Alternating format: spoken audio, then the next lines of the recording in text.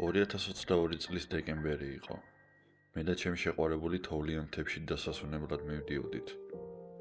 ჩვენი ძალიან მყუდრო სახლი ვიქირავით, რომელიც საშობაო დეკორაციებით, ლამაზი ხედით და დიდი ტერიტორიით იყო სავსე. ყველაფერი რომ უფრო საახალწლო გამხდარიყო, იმ ღამით ქარბუქი იყო გამოცხადებული. ამიტომ გზაზე ცოტა ადრე გავედით, რათა პროდუქტების მარაგი გვეყიდა. ქალაქიდან გზა დაახლოებით 4 საათი გრძელდებოდა. საკმაოდ კარგად ვიმგზავრეთ.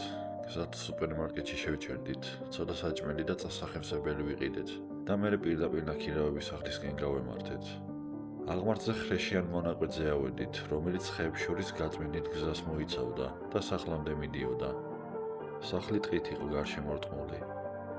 ჰქონდა დიდი ტერასა, თავისი ჯაკუზით, რაც ძალიან მიმზიდველი ჩანდა, განსაკუთრებით იმის გათვალისწინებით, რომ თოვლიანი ქარბუქის დროს მასში ჩაწოლა შეიძლებოდა. სახლში უამრავი საშობაო დეკორაცია იყო, მათ შორის განათებული ირმები, დიდი თოვლის კაცი და დიდი დეკორატიული კანფეტების ჯოხები. მანქანიდან სახლამდე რამდენიმე რეისი მოგვიწია, რომ ყველაფერი შეგვეტანა. პირველი შთაბეჭდილება ძალიან კარგი იყო. სახლი ზუსტად ისეთი იყო, როგორც ფოტოებში. ერთ კუთხეში ნაძვის ხე იდგა, კედლებზე წინდები იყო ჩამოკიდებული და პატარა დეკორაციები ყველგან ეწყო. სახლს ხის თბილი სურნელი ჰქონდა, რაც ძალიან მომწონდა. შემდეგ მივხვდი, რატომაც ჰქონდა ესეთი სუნი. ბუხარის გვერდზე გამთბარი შეშები ეწყო. სახლში სამი საძინებელი იყო, თუმცა რა თქმა უნდა მხოლოდ ერთი გვჭირდებოდა. ბარგი მეორე საძინებელში შევიტანეთ. მე ჩემი ჩვეული საქმე გავაკეთე. შევამოწმე მაცივარი და ჩავთე ტელევიზორი, რომ მენახა იყო თუ არა ტელევიზია ან Netflix-ი. ზევით სართული იყო, უფრო ლოფტი, სადაც ბილიარდის მაგიდა და რამდენიმე დივანი ეწყო. ასევე სარდაფიც და იქ უბრალოდ ცნობის მოყვარეობის გამო ჩავედი.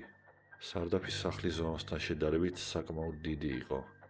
ასევე სარდაფის სახლის დანარჩენი ნაწილისგან განსხვავებით უფრო ბნელი და ცივი იყო. ამ დროს წინა კარზე კაკუნი გაისმა. სწრაფად ავედი და კარი გავაღე. იქ იდგა კაცი, რომელიც დაახლოებით 50 წლის უნდა ყოფილიყო. ეცვა ნაცრისფერი სპორტული შარვალი და გაცვეთილი ყავისფერი ქურთუკი. მან გამიღიმა და მითხრა, როგორ ხართ? მე უპასუხე, რომ კარგად და ვკითხე თუ სახლის პატრონი იყო. მან მიპასუხა, რომ სახლს მასთან ერთად აქირავებდა. მისი სახელი ვიკითხე და მითხრა ტომი. ტომმა თქვა, რომ გზის ზემოთ აქვე მეზობლად ცხოვრობდა და თუ რამე დაგჭირდებოდა შეგვეძლო მე და ჩემს შეყვარებულს მისთვის მიგვემართა. მას მადლობა გადაუხადი და წავიდა. უცნაურად კი მომეჩვენა, რომ იცოდა, რომ შევშეყვარებულთან ერთად ვიყავი. კართან არ მოსულა და არ შეხვედრილან ერთმანეთს. ალბათ მისმა ძმამ უთხრა ჩვენს შესახებ. სახლის პატრონს მაიკი ერქვა და სანამ ვიქირავებდი, იქამდე მქონდა ნათქვამი, რომ სახლს მე და ჩემი შეყვარებული ვქირავობდით. გარეთ დაბნელდა და გაუჩერებლად თოვდა. სახლში გათბობა ბოლომდე ავწიეთ და ვახშმის მომზადება დავიწყეთ. ნაძვის ხის განათება ოთახს თბილ და უფრო მყუდრო გარემოს სცემდა. ჩვენ პოლარ ექსპრესი გვქონდა ჩართული. ეს ერთადერთი კარგი საშობაო ფილმი იყო, რაც Netflix-ზე ვიპოვეთ. ფილმის შემდეგ, როცა საჭმელი ოდნავ მოვინელეთ, ტერასაზე გავედით და ჯაკუზში ჩავწექით. ეზოში ყველა დეკორაცია და საშობაო განათება ჩავრთე. თოვლის სვენას უყურებდით და ცხელი წყლით ვთვევოდით. სანამ ჯაკუზის ბუშტები უცრად არ გაჩერდა და ყველაფერი არ დადუმდა. ამ დროს ჩვენ მკაფიოდ გავიგეთ ნაბიჯების ხმა. მე და ჩემო შეყვარებულმა ერთმანეთს შევხედეთ. ვკითხე, ხო არ დაუნახავს ვინ იყო. მაგრამ მან მითხრა, რომ არა. ნაბიჯების ხმა ნელ-ნელა გაქრა. ის დავაწყნარე და უთხარი, რომ ალბათ ირემი იყო. მაგრამ გულის სიღრმეში ვიცოდი, რომ ეს ადამიანის ნაბიჯები იყო. ჯაკუზის შემდეგ შხაპის მიღება გადავწყვიტეთ, მაგრამ ცხელ წყალში ბანაობა 2 წუთს გაგრძელდა, რადგან შემდეგ წყალიც გაცივდა. შეშინებულებმა დავიყვირეთ და შხაპიდან გადმოვხდით. მაიკს მივწერე და წყლის შესახებ უთხარი. დაახლოებით 9 საათში მიპასუხა, რომ ეს უცნაური იყო და ხვალ ვინმეს გამოაგზავნიდა წყლის გამაცხელებლის შესამოწმებლად. რაღა უნდა გვექნა, ნახევრად მიღებული შხაპის შემდეგ დავწექით. შუაღამისას ძალიან აგრესიულმა კაკუნმა გაგვაღვიძა. ვიღაც მთელი ძალით აბრახუნებდა წინა კარზე. ჩემი შეყვარებული შეშინებული სახით მიყურებდა. უთხარი რომ გავიდოდი და ვნახავდი ვინ იყო. მაგრამ მან დამარწმუნა რომ არ უნდა გავსულიყავი. სიმართლე რომ თქვა გამიხადა რომ ასე მოვიქეცი. საერთოდ არ მინდოდა გამიგო, ვინ იდგა ასეთ ამინდში შუაღამისას კართან. რამდენიმე წამიანი გაუჩერებელი კაკუნის შემდეგ, როგორც იქნა გაჩერდა. რამდენიმე წუთი ჩუმად ვიჯექით და ერთმანეთს ჩურჩულით ველაპარაკებოდით. დამატებითი უსაფრთხოებისთვის საძინებლის კარი ჩავკეტე. დრო ნელა გადიოდა, მაგრამ დაახლოებით 9 საათის შემდეგ ისევ ჩაგვეძინა. დილით გაღვიძებისთანავე პირველ რიგში ისევ მაიკს მივწერე, კარზე კაკუნის შესახებ. ამჯერად უფრო სწრაფად მიპასუხა და ისიც დამნეული ჩანდა. მითხრა რომ ესეთი რამ არასდროს არავისთან არ მომხდარა და წარმოდგენა არ ჰქონდა ვინ დახეტიალობდა შუაღამით. ასევე დაამატა რომ თუ მსგავსი რამ კიდევ განმეორდებოდა, პოლიციისთვის მიგვემართა. დამამშვიდებელი პასუხი ნამდვილად არ იყო, მაგრამ სიმართლეს იძახდა. სხვა რა უნდა გვექნა. გარეთ ბნელი, ღრუბლიანი დღე იყო. ბევრი თოვლი იდო და ჯერ კიდევ აგრძელებდა თოვას. ჩემი ჯიპიდან თოვლის ჩამოსაწმენდად გავედი და ამ დროს თოვლში ნაკვალევი შევნიშნე. კვალი სახლის გარშემო ტრიალებდა. გამახსენდა წინაღამის ინციდენტი და დავფიქრდი, იგივე ადამიანი ხომ არ იყო, მაგრამ ეს ნაკვალევი ახალი ჩანდა და რადგან მთელი ღამე თოვდა წინაღამის კვალი წესით დაფარული უნდა ყოფილიყო. ამ დროს ნაბიჯების ხმა გავიგე და დავინახე როგორ მოდიოდა ტომი, ჩემი მანქანის მხრიდან. ვუთხარი ცხელი წყლის პრობლემის შესახებ და ისიც რომ მაიკმა მითხრა, რომ ვინმეს გამოაგზავნიდა. ტომმა მითხრა რომ საქმის კურსში იყო და სწორედ ამიტომ იყო აქ. თვითონ აპირებდა გამოცხელებლის შეკეთებას. ასევე კარის კაკუნზე და ნაკვალევის შესახებაც ვუთხარი. დავა ჩვენი კიდევაც. მიპასუხა რომ აქ ბევრი უცნაური ხალხი დადის ღამით დასათვალიერებლად. მკითხე ხომ არ ჯობდა ღამით ჯაკუზის გამოყენებას მოვრიდებოდით. მაგრამ მითხრა რომ პრობლემა არ იყო. აქაური ხალხი უნებელია. ის სახლში შემოვიდა. ცოტა ხანს იარა და შემდეგ სარდაფში ჩავიდა. მითხრა წყლის გამოცხელებებს გადავხედავო. გულწრფელად რომ თქვა ტომი უცნაურ ტიპად მომეჩვენა. მაიქს მივწერე რომ ტომი უკვე აქ იყო და წყლის გამოცხელებებს ამოწმებდა. მან მიპასუხა, ტომის სანტექნიკოსი ქვია? მე უპასუხე, არა, შენ ძმას. მან მომწერა, რას გულისხმობ? რა, თქვა რომ ჩემი ძმა იყო? ახლა უკვე ეჭვში ჩავარდი და ვკითხე, შენ ძმა არ ყავს სახელად ტომი? მან მიპასუხა, არა, ძმა საერთოდ არ მყავს. სწრაფად ჩემ შეყვარებულთან მივედი და ვუთხარი რომ ჩუმად ჩაელაგებინა ნივთები და რაც შეიძლება მალე უნდა წავსულიყავით. ჩანთები ავკრიფეთ, ყველაფერი ერთ რეისში მანქანამდე მივიტანეთ. ალბათ რაღაც პატარა დაგვრჩა, დამტენიან რაიმე ეგეთი, მაგრამ ვის აინტერესებდა. როცა მანქანა დავძარი, უკანა ხედვის სარკეში დავინახე, როგორ სწრაფად უახლოვდებოდა ტომი ჯიპის უკანა მხარეს. სიჩქარეში ჩავაგდე და იქიდან სწრაფად წამოვედი.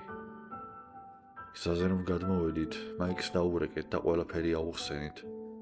ვუთხარით რომ სასწრაფოდ პოლიცია უნდა გამოეძახა. დიდხანს არ დარჩენილა ხაზზე, მაგრამ დაახლოებით 20 წუთში ისევ დაგვირეკა. მითხრა რომ პოლიცია უკვე იქ იყო, მაგრამ სახლში ვერავინ ნახეს. მაიკიც გზაში იყო და ძირითადად დეტალების გასაგებად გვირეკავდა. ნერვების დასამშვიდებლად ცოტა ხანს იმ რაიონში ვიარეთ და გარემო დავათვალიერეთ. რამოდენიმე საათის შემდეგ სახლში დავბრუნდით. იმავე საღამოს მაიკმა მომწერა, ბოდიში მოგვიხადა და გვითხრა რომ არც ერთ ადამიანს არ იცნობდა, რომელიც ტომის აღწერას შეესაბამებოდა. ახლა ყველაზე მეტად რაც მაშფოთებს, არის ის რომ ის კაცი მთელი დროის განმავლობაში გვაკვირდებოდა. ჩვენი იქ ჩასვლიდან დაწყებული, ჯაკუსში ყოფნის ჩათვლით. დიდი ალბათობით სწორედ ის იყო, ვინც შუაღამისას კარზე გვიბრახუნებდა. ვინ იცის, რა განზრახვა ჰქონდა. მაგრამ საბედნიეროდ იქაურობას დროულად გამოეცალეთ.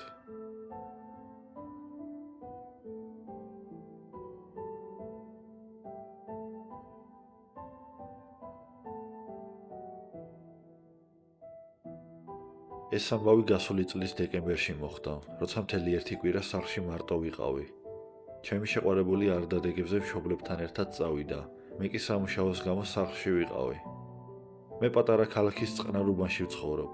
უბანში სახლები ერთმანეთისგან საკმაოდ დაშორებულია და ჩვენს ქუჩაზე მცხოვრები ადამიანების უმეტესობა შობის დროს ქალაქიდან გადის.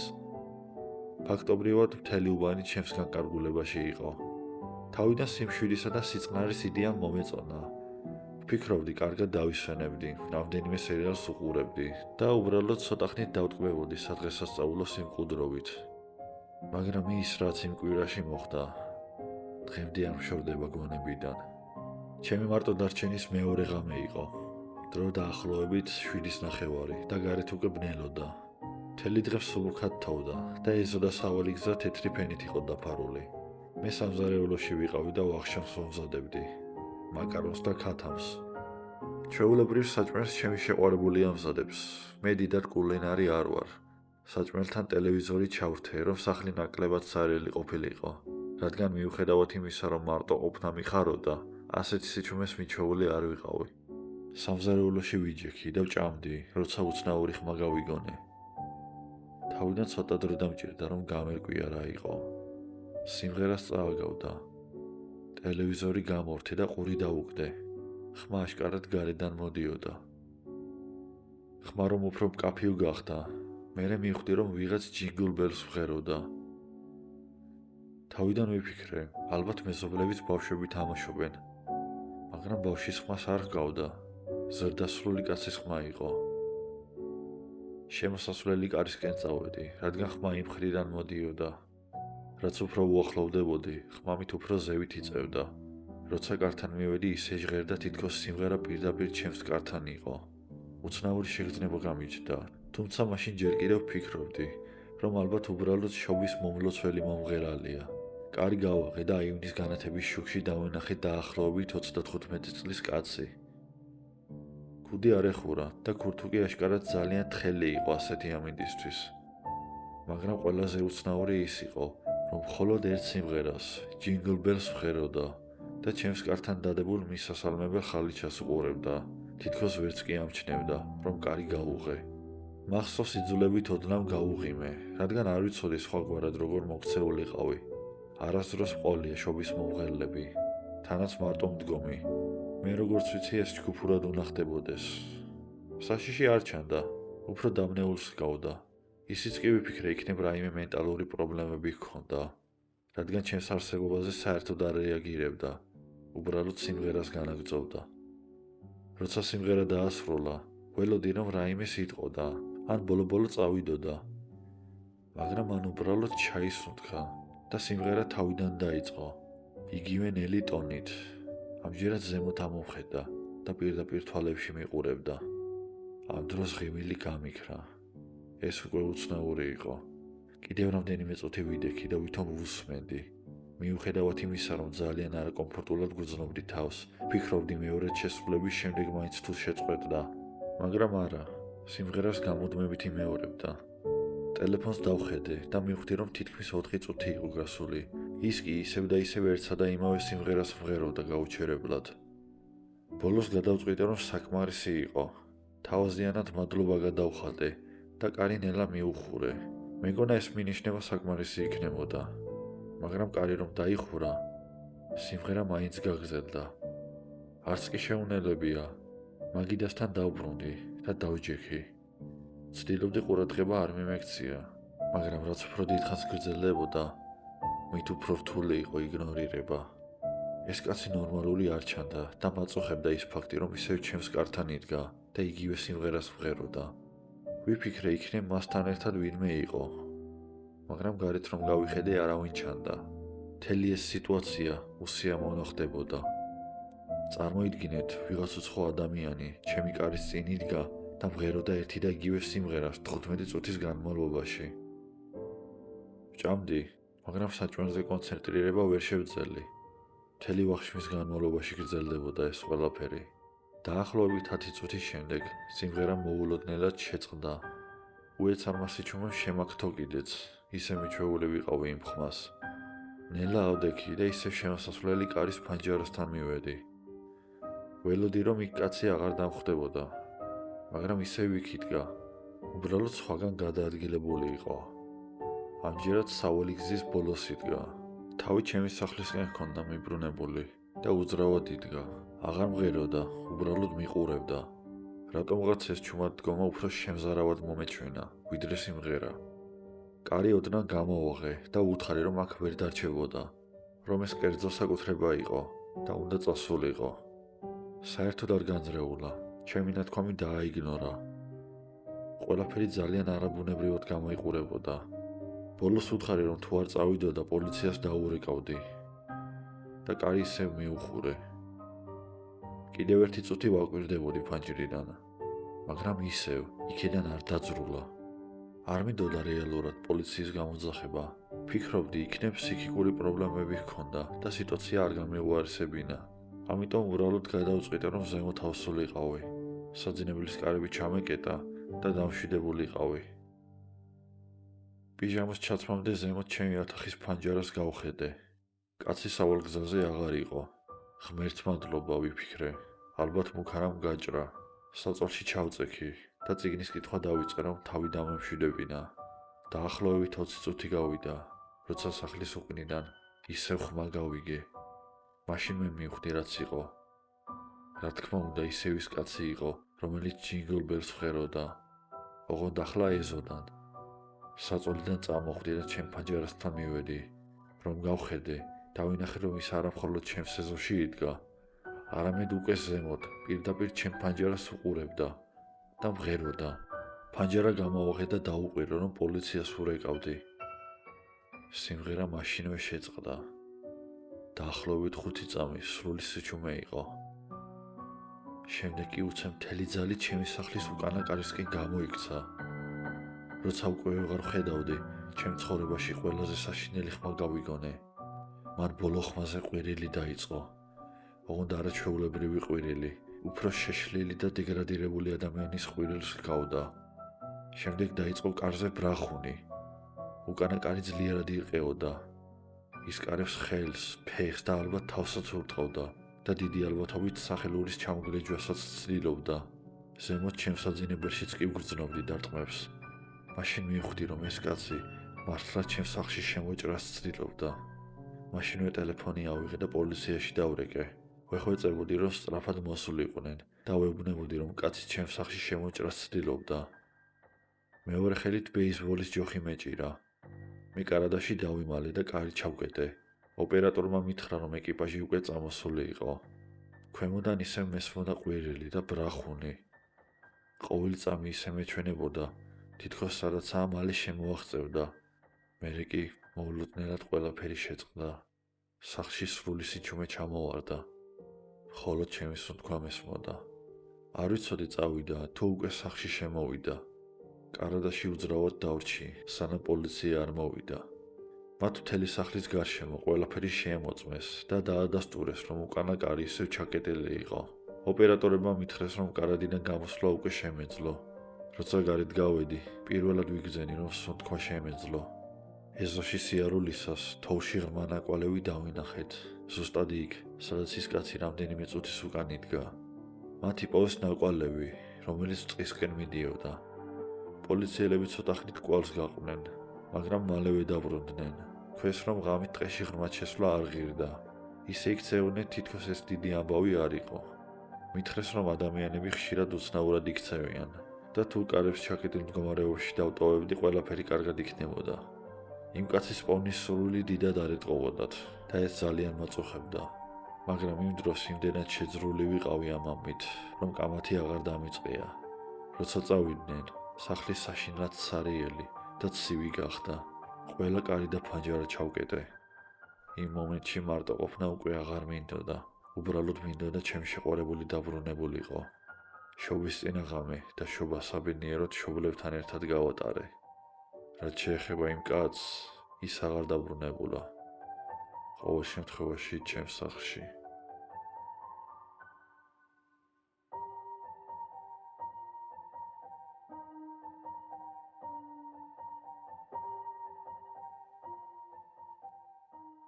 ამ ერთ ღამეზე ძალიან ხშირად ვფიქრობ.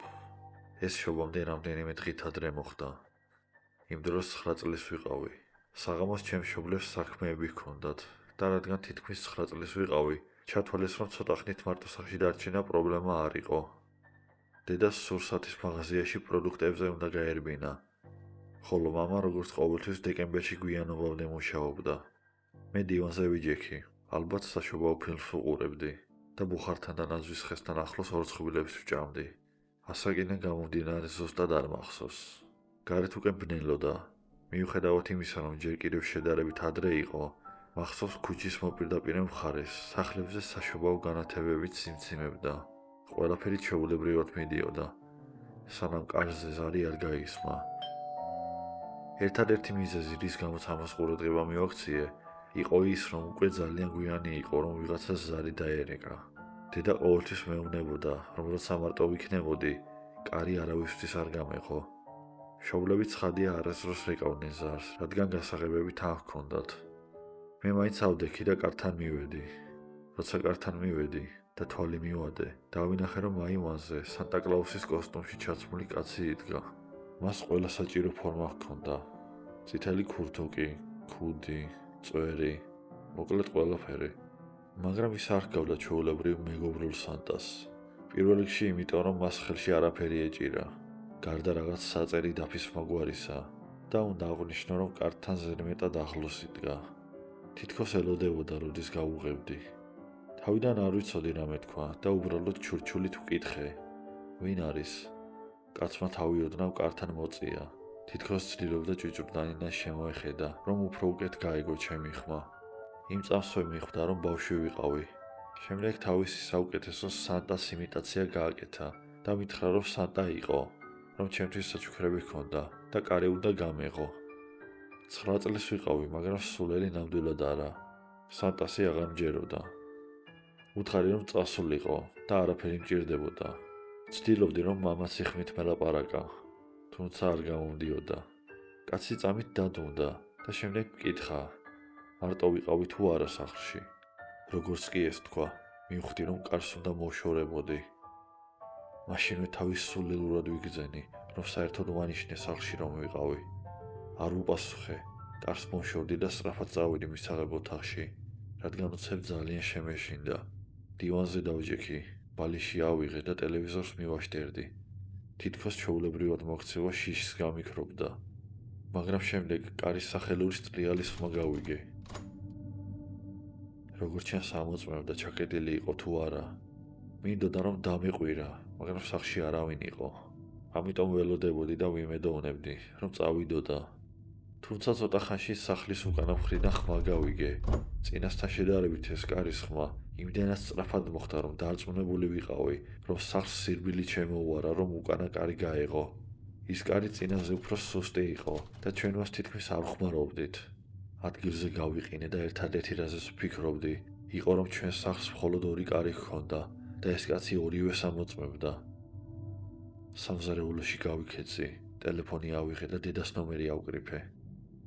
როცა მიპასუხა, მას ძალიან სწრაფად დაუწყე ლაპარაკი. ცდილობდი რომ არ მეტირა. უთხარი რომ სახლში ვიღაც შემოსვლას ცდილობდა და ის ვიღაც სანტას ფორმაში იყო ჩაცმული. დედამ მაშინვე სერიოზული ტონი მიიღო და მითხრა რომ სახლში ახლავე ბრუნდებოდა და რომ კარი არავითარ შემთხვევაში არ გამეღო. მითხრა რომ მისაღებ ოთახში დამალულიყავი და ფარდები ჩამომეფარებინა. დივნის უკან იატაკზე დავჯექი, სადაც ფანჯრიდან ვერ დამინახავდა. იქ სრულიად უმოძრაოდ ვიჯექი. გარედან კვლავ მესმოდა პატარა ხმები, ნაბიჯები ან მსუბუქი კაკურნი, რაც იყო ნიშანი იმისა, რომ ვიღაც ისევ იქ იყო. საბოლოოდ ეს ხმები შეწყდა და ცოტა ხანში გავიგე, როგორ შემოვიდა მანქანა ჩვენს ეზოში. მივხვდი, რომ ეს დედა იყო, რადგან მისი მანქანის მუხრუჭებს ვცნობდი. მაგრამ ისევ არ მოძრაობდი, სანამ არ გავიგე, კარი როგორ გაიღო და სირბილით დედა არ შემოვარდა. სუნთქვა აჩქარებული ჰქონდა და ხელში 2 სურსათის ჩანთა ეჭირა. მან უკანა კარი ჩაკეტა და ამიძახა და მე მაშინვე მიუვარდი მასთან. ის ჩამეხუტა და მითხრა, რომ ახლახან სანტას ფორმაში ჩაცმული კაცი დაინახა, რომელიც ჩვენ ქუჩაზე მიდიოდა. თქვა, რომ როცა მანქანით ჩაუარა, შეანელა და ფანჯრიდან დაუყვირა თუ რას აკეთებდა. კაცმა უთხრა, რომ სახლიდან სახლამდე დადიოდა და შემოწირულობებს აგროვებდა. მაგრამ დედას ეს ერთი წამითაც არ დაუჯერებია. თქვა, რომ როცა დაუყვირა, ანერვიულდა და სიარულს აუსწრაფა. დედამ მითხრა, რომ ამაყობდა ჩემით, რომ კაცს კარი არ გაუღე და ეგრევე მას დაურეკე. მან შემდეგ პოლიციაში დარეკა და კაცზე საჩივარი შეიტანა. დარწმუნებული ვარ, რომ პოლიციამ მინიმუმ ტერიტორია დაათვალიერა. ჩვენ ვერ გავიგეთ, დააკავეს თუ არა ის კაცი. თუმცა ორმა მეზობელმა კითხვა, რომ იმ კაცმა მათ კარებზეც დააკაკუნა და შემოწირულობები ითხოვა. თუმცა მათაც ეგონათ, რომ კაცი თაღლითობდა. რაც არ უნდა იყოს, ეს არ ცვლის იმ ფაქტს, რომ ის სახლში შემოსვლას ცდილობდა, როცა პატარა ბიჭის ხმა გაიგო. დღემდე, როცა სანტას დეკორაციებს ვხედავ, ის ღამე მახსენდება. მახსენდება, რომ უბრალოდ 9 წლის ვიყავი და ვიცოდი, რომ ის კაცი სანტა არ იყო და რომ მას რაღაც სხვა განზრახვა ჰქონდა. გამიმართლა, რომ კარები ჩაკეტილი იყო და დედა სახლში ზუსტ დროს მოვიდა. იმის წარმოდგენაც კი არ მინდა, რა მოხდებოდა, კარი რომ არ ყოფილიყო ჩაკეტილი.